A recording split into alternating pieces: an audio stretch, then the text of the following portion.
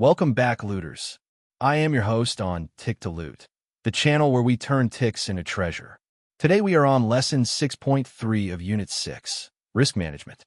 In this lesson, we're going to cover position sizing, the 1% rule, and how to calculate the correct lot size.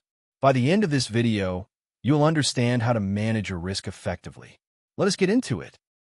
Position sizing is about finding the right balance between the amount you're willing to risk and the size of your trade. It's like balancing a scale, where one side is your risk and the other is your position size. The 1% rule is a simple yet powerful guideline. It states that you should never risk more than 1 to 2% of your total account balance on any single trade. This means if you have a $1,000 account, your maximum risk per trade should be $10. Let's use an example to make this clearer. If you have a $1,000 account and you want to risk 1%, your maximum loss per trade would be $10. This is a small fraction of your account, and it helps you avoid significant losses. To calculate the correct lot size, you use a simple formula. You divide your risk amount by the product of your stop loss in pips and the pip value. This gives you the lot size you should use for your trade.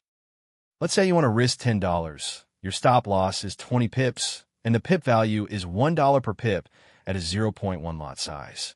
Using the formula, you would calculate that you should use a 0.1 lot size, which is a mini lot. The 1% rule is important because it helps you survive losing streaks. Even if you have 10 losing trades in a row, risking only 1% each time, you will still have 90% of your account balance left. This gives you the room to recover and keep trading.